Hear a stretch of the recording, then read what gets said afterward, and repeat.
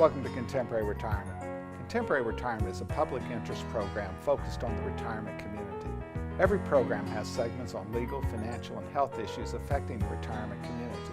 Contemporary Retirement is sponsored in part by a major grant from the Family Heritage Trust Company. Contemporary Retirement is sponsored by Family Heritage Trust Company. The Family Heritage Trust Company is an independent bank chartered trust company established by local professionals to provide fiduciary services including fee-based investment advice, trust services, retirement planning, and tax planning. The Family Heritage Trust Company is committed to client service in our communities. For more information, call the Family Heritage Trust Company at 301-631-5900. Contemporary Retirement is sponsored in part by a grant from R. Thomas Murphy & Associates, P.C. R. Thomas Murphy & Associates is one of Franklin County's leading law firms, emphasizing estate, trust, elder law, and medical assistance planning. Welcome to the Is It Legal feature on Contemporary Retirement. Is It Legal focuses on the legal issues affecting the retirement community. With me today is Tom Murphy from the R. Thomas Murphy Law Firm with offices in Waynesboro, McConnellsburg, and Chambersburg. Welcome to the show, Tom. Good morning.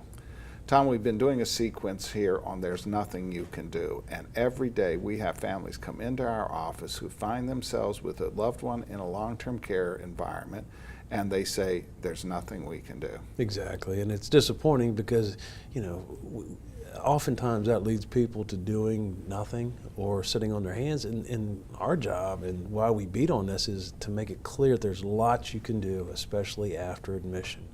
And oftentimes we deal with this, well, I don't want to pay a lawyer because I'm paying a nursing home bill. Well, my attitude is I don't want to pay a lawyer either.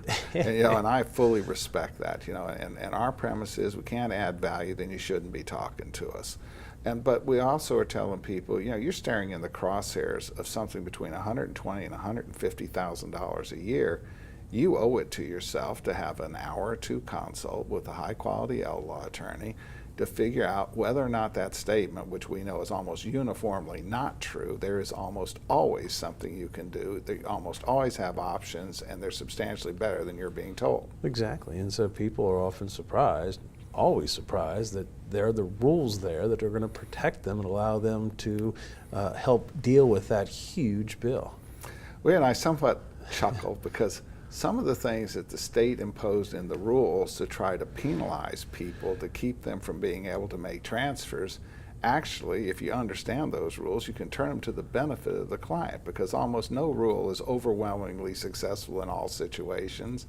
And we use some strategies that actually totally comply with the law, fully disclosed to the government, that actually improves the outcome for the family. Yeah, and what your point there is you got to know the rules. If you don't know the rules, it's like going to Vegas and playing blackjack, not knowing what's going on.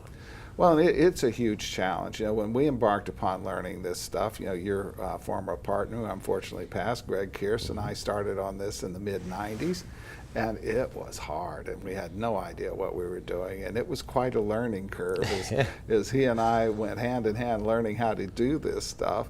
And then, of course, I know when you started, 15 years ago, sir, it was quite a challenge as you began climbing the learning curve. Sure. And so we find most lawyers out there and people who think they know stuff about this are absolutely clueless as to what this is actually all about. Well, they try to hide the rules. I mean, they are not clearly published, and the techniques are not clearly published or well known, and so it's a lot of lore and a lot of trial and error. And so, and we found that you can't be good at it unless you focus on it, because it's too complicated, it's too weird, and it takes a while. And we tell clients every day, it takes a while to get your arms around the fact that there are things that you can do. You need to stop listening to people telling you there's nothing you can do. And the system is not confiscatory, but it does require that you understand it. You got to know what you're doing, and you got to do it right, or else you run into bigger problems. But if you know these rules are out there, you ought to seek them out to see how it impacts you and your family, and there's always an answer.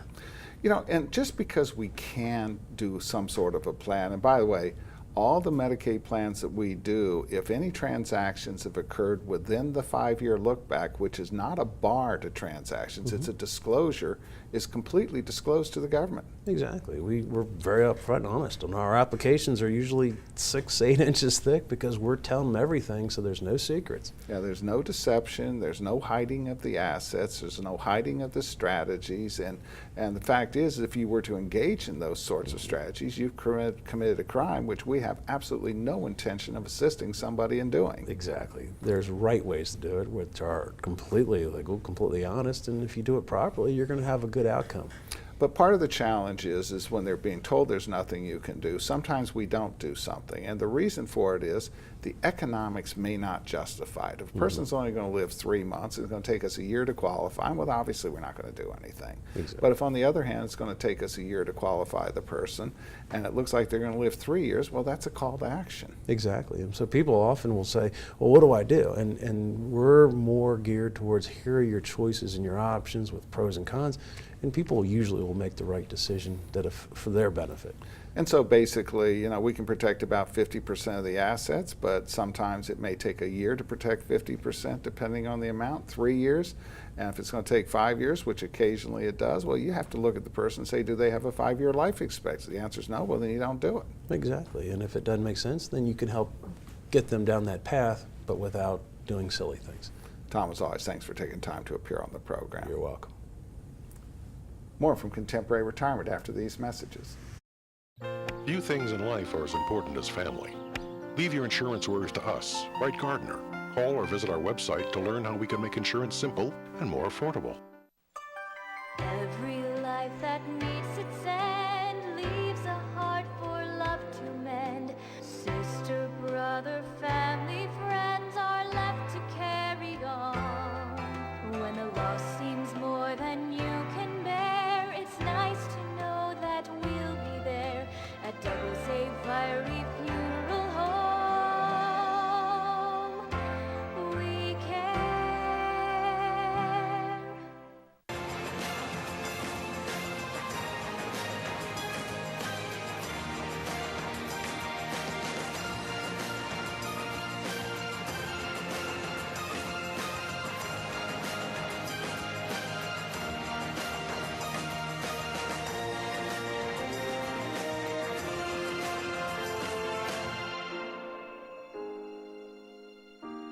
Call Ed Lowe to help put your mind at ease.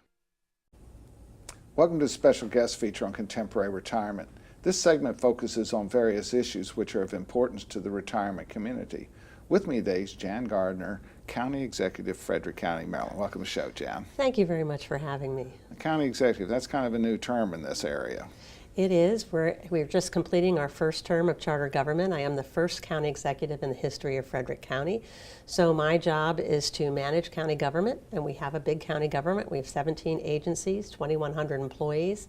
I bring lots of professional work experience as well as government experience to the job. So I think we've done a good job standing up county government and delivering good government and efficient services to the citizens of Frederick County. And I also represent the county outside of Frederick, whether it's at the New York City bond rating agencies or in Annapolis or in Washington, D.C., and I set the long-term vision for Frederick County. And I'll say somewhat ironically as a viewer, you know, some of the internal squabbling that goes on is mostly personal, but the operational aspects of the county, not much debate that it's running pretty darn well. Yeah, Frederick County government's running well, and I think it helps that I have a background in finance and economics. I really know how to manage the budget, and we've earned that 3 AAA bond rating from all 3 New York City rating agencies, which has saved us millions of dollars in interest by refinancing our debt. Now, you and I have talked in the past that public-private partnerships is being an important part of moving forward development. There are just certain aspects that the government being involved with improves the potential to control, including something that most people don't really think about, and that's zoning and land use, as well as the development itself. That's correct. You know, where we put roads and where we extend water and sewer obviously has an impact. But there's also some things we can partner on with the private sector to move a project forward that otherwise might not happen, particularly if we want that project to be in a certain location. And If you look at the redevelopment of Carroll Creek in the city of Frederick, the city owned most of that property along the creek because it was in a floodplain. So they were able to have some control over what developed there, the architectural control over it, that otherwise wouldn't have been possible if they hadn't owned the property. We're seeing the same thing in Washington County, also in Cumberland, where the government having some control over that can both protect the historic nature of the downtown area while at the same time doing those added services and needs in order for them to continue to be vibrant and grow. Well, I think it's important, certainly in Frederick, that our residents love our history. We have an authentic downtown city of Frederick, and we want to make sure we retain that as we redevelop and revitalize the core of our community. Let's have Director Gregg pull up a couple pictures here, because I know one of the things that I think is extraordinarily exciting is the development of a downtown hotel convention complex. Well, we have been talking for a number of years about a downtown hotel conference center, which will be located along Carroll Creek as well as along Carroll and Patrick Street in the former Frederick News Post location. And it will incorporate the historic trolley center, also acknowledging the tannery history that is there on the property. But a block off the traditional historic stuff, so you're not interfering with that, and also not interfering with the traffic flow in the historic area. We're not. And I will tell you, it will really be transformational to downtown city of Frederick. It will help to revitalize the east side of the Frederick city along the East Street corridor, but it will really benefit all the downtown businesses, our restaurants, and our realtors. The Downtown Frederick Partnership is certainly very supportive, as is our larger business community. And it will allow visitors, and we have over $1 million a day of visitor spending in Frederick County, much of that in the historic core of the city of Frederick. And so it'll be a great place for visitors to stay as well as for our big employers to have conferences. And then when we talk about public partnerships, private partnerships, it also doesn't mean just spending money, but it also talks about job and economic growth. It's certainly, we have had SAGE Policy Group, which is Anibon Basu, do a study that projects there'll be about $25 million of economic impact from the project. And I think it's important for people to recognize that this is a city-led project, but we do have a private hotel developer who will build and construct the entirety of the hotel conference center and own and operate it. And the public component of it is really supporting that with street improvements and with public parking. And certainly the city of Frederick and the county have partnered on all the parking structures in the downtown core of city of Frederick, and that's what makes downtown work. Well, Jan, I think it's really exciting. I'm looking forward to seeing it come to fruition. I want to thank you for taking time to appear on our program. Thank you for having me. Thank you. More from Contemporary Retirement after these messages. Tranquility at Fredericktown Assisted Living and Memory Care provides a warm, home-like atmosphere that promotes daily life enrichment. At Tranquility, our medical director is a geriatric physician. Our professionals support and understand the various stages associated with Alzheimer's and dementia. We have on-site physical, occupational, and speech therapists, as well as around-the-clock licensed nurses. For more information, give Tranquility at Fredericktown a call today, because everyone deserves great care. Let us do the caregiving so you and your loved one can embrace life again. All right, let's get this show on the road. Ma'am, give me a good push. Hang on, just 1 minute. Ma'am, I need you to push right now. Honey, you really need to push. It's time.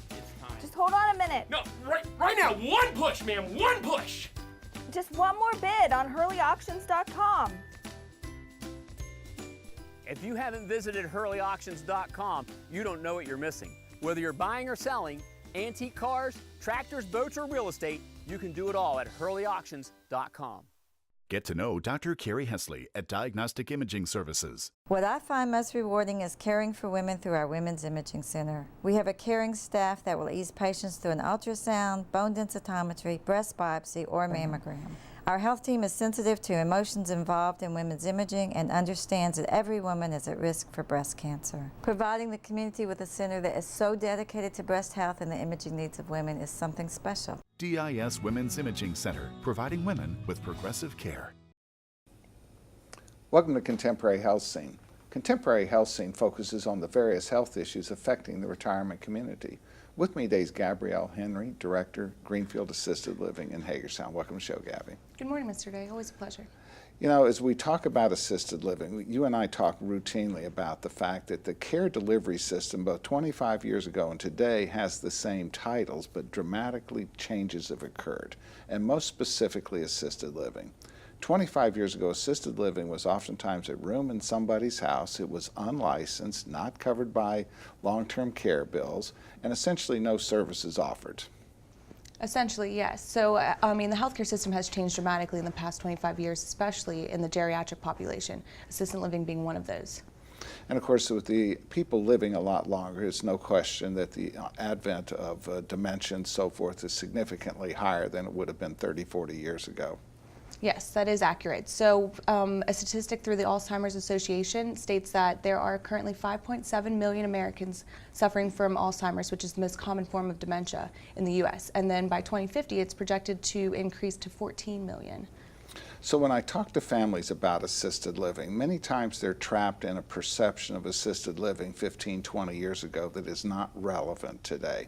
And so as we talk to families about it, the first thing they will say, well, my particular family member has the requirement of medically supervised medications, and that would have been a problem 20 years ago, but is not today. Yes, that is accurate. Specifically at Greenfield Senior Living, we offer different levels of services. They range from levels 1 to 5, and they are just, it's basically a functional assessment that's assessed through point values with how much assistance they require with their activities of daily living, including medication management. And how do you do that professionally? Professionally, myself and our delegating nurse go out to whoever's home, rehab unit, hospital, and meet the resident themselves we do require a resident assessment tool prior to that, so we can review over them, make sure that the resident is adequately fit for an assisted living, and they do not require any skilled nursing requirement. That includes like feeding tubes, oxygen tanks, all of those above. All right, now relative to the medication management, so you have professional staff there to administer the medications? Yes, we do. We have 24/7 staff. Med techs, medication technicians who are licensed underneath our delegating nurse are licensed to pass medications. And we also changed a little bit of things at Greenfield Senior Living. 24/7 nursing staff is not required in assisted living, but at Greenfield Senior Living we just changed and we have an overnight staff, weekend nursing staff to really advocate for our residents. All right, then you would hear, well, if a person had mobility issues or they were in a, the old sort of home environment, they really could not be in that environment. Is there any particular issues with mobility issues at Greenfield? Not at all. We are able to assist our residents with transferring, ambulating, with any assistive device they require, whether it be a cane, walker, jerry chair, wheelchair, and we assist with all those transfers. And how about bathing? Bathing, yes, we definitely do our bathing. We either supervise, cue, or physically assist with with bathing with our residents. And the facility's obviously 100% handicapped accessible. Yes, definitely. Now, one of the things that I like about Greenfield is that if you have a person with dementia, sometimes when you're in facilities where dementia is just an adjunct, there's not the level of commitment to dementia. Tell us a little bit about how you do it at Greenfield. So our community is divided up into 3 different communities, 3 different wings. So whenever my delegating nurse and I go to assess the resident, we see what level of care they will require and what their cognitive ability is. Yes, they may require a higher level of care, but cognitively they're able to advocate for themselves, able to let us know how they're feeling, what they're thinking, but maybe their short-term memory is a little skewed. So as our residents age in place and as the dementia progresses, they're able to age in place within our community and move into different levels of the wings that we have. So I oftentimes characterize it, the high-functioning people are with the high-functioning people, the mid-functioning people are with mid-functioning. And so high-functioning people in many of these other facilities are also together with very low-functioning people. And it doesn't take much of a rocket science to figure out maybe I don't belong here. Yes, that is correct. At Greenfield, we really try to pride on dignity, reserving the dignity of both parties. Example, someone with a higher functioning level of care should not really be rooming with someone with a lower functioning. They may progress faster, and those with lower functioning may not be able to verbalize what they're seeing and how they're feeling, but they are seeing their roommate or seeing someone in their neighborhood able to do more for themselves. And one of the things that we talk about in dementia facilities, that there are some people that do better in semi-privates, there are other people that do better in privates, and so you really have to assess the person and how they socially interact. Yes, that is very accurate. So we do have a resident profile that we have the family fill out, where we're able to just kind of get a little bit of background information. How long has this person been living alone? Do you think they would do best in a semi or a private room or in a shared room? Really though, most of our residents do succeed more in a shared room. They have a partner with them, especially as they're transitioning in. That new resident's going through a lot of emotions, grief, guilt, and that the roommate is really able to help her or him really transition a lot quicker. So how can they get a hold of you? They can get a hold of me through calling me at Greenfield Senior Living. Our number is 301-766-9202. And we are located on 310 Cameo Drive in Hagerstown, Maryland. Gabby, thanks for taking time to appear on the program. Thank you, Mr. Day. More from Contemporary Retirement after these messages. The Community Foundation continues to create great impact in Frederick County, thanks to generous donors. As our community evolves, so do we.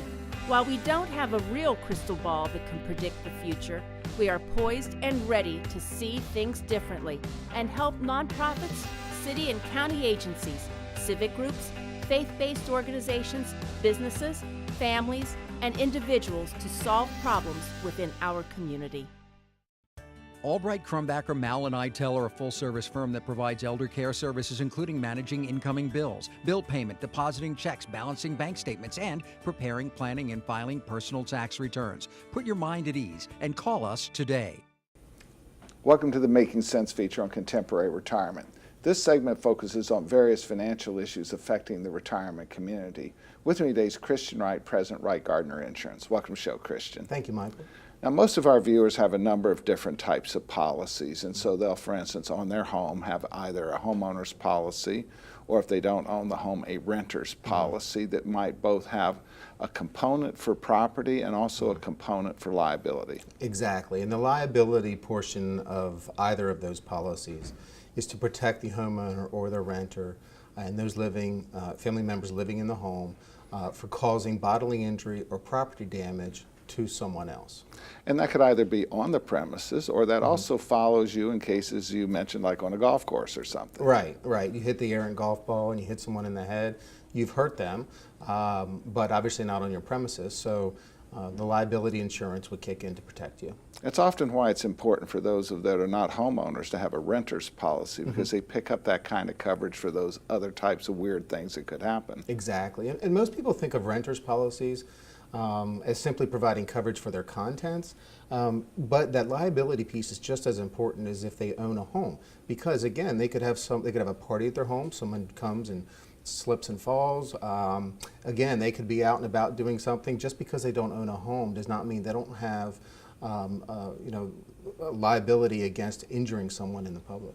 And then, of course, their auto policy also has a liability policy attached to it. And one of the things is, it's not like health insurance. You get to design your own coverage. Oh, right. And the only thing about automobile liability insurance, again, which is the operation of a vehicle and you injuring a third party. It's not damage to your vehicle, okay? The interesting thing about that is each state has its minimum requirements. So you are required to carry liability insurance. Now, it is a very minimal amount, but the other problem that we've talked about many times is, while it's required, not everyone carries it. So that also is a problem if you're involved in an accident with someone who doesn't have liability insurance. And one of the biggest holes that we see with liability insurance in an automobile policy is you'll see either $50,000 or $100,000 in property damage. Well, you have $50,000 in property damage and you hit an expensive car, you're responsible for the difference. Yes. And how about a semi-truck? Exactly. And a semi-truck is, they're typically $90,000 to $100,000. Keeping in mind for your viewers to remember that it's not just hitting of another vehicle. I mean, you could actually, something could happen and you could plow through someone's home, okay? And $50,000 to repair property is simply not enough coverage. And, not wanting to do, comic sight gags, but the reality is if you rear end somebody, you could have 3 or 4 cars end up getting damaged as you accordion them. Absolutely. You just never know. So One of the things we've talked about is there are ways to increase that limit of liability protection for a very, very nominal amount. And we encourage people not to target each individual coverage. There's a more efficient way of raising both the liability coverage, the property damage coverage on your vehicle, in addition to the liability coverage on your home. How would you do that? Right. We would recommend that you purchase an umbrella policy, which is now, it doesn't mean a particular insurance company. It's a description of a policy. Correct. But if you visualize an umbrella, it sits on top of and protects over the underlying liability policy. So your homeowner's liability, your automobile liability, if you have watercraft, your personal watercraft liability. And the property damage. Property damage, exactly. So the thing is, because that umbrella is further away from the claim, in other words, it's not going to actually pay until those underlying limits are exhausted. Okay, that insurance company is pricing it from their standpoint almost as if there's a deductible until it's reached. So it's less expensive to do that than to increase the primary layer. Yeah, it's surprisingly inexpensive. Absolutely. So we typically recommend as a minimum coverage for people who are not driving extensively, not on the interstate, just kicking around town, about a $500,000 minimum. So what it in essence mean when you put that umbrella policy on, it doesn't have any exposure until the underlying policy is paid out $500,000. Right, and that's why the pricing, the premium pricing for that is so inexpensive, because it's not even going to pay $1 until that underlying is exhausted. And here's why you have to have it, and we talk to people about this every day. Almost every dang lawsuit we see is $1 million. It's absolutely pointless. They never get that. But if you have a policy that doesn't cover that amount, you get a letter from the insurance company telling you have to hire your own lawyer for the amount of the excess claim. Exactly, and lawyers' fees can be very expensive. So having that umbrella is that additional layer of protection that may or may not actually pay for damages, but definitely will protect you in the event that you have to hire an attorney. Christian, as always, thanks for taking time to appear on the program. Michael, thank you. And I do want to say that Aldine Moser was one of our clients who made sure that we talked more about the importance of personal umbrellas. Christian, as always, thanks. Thanks, Thank you, Michael. Mr. Moser. All right. Thank you from Contemporary Retirement. Remember a more carefree time? Leave your insurance worries to us, Wright Gardner. Call or visit our website to learn how we can make insurance simple and more affordable.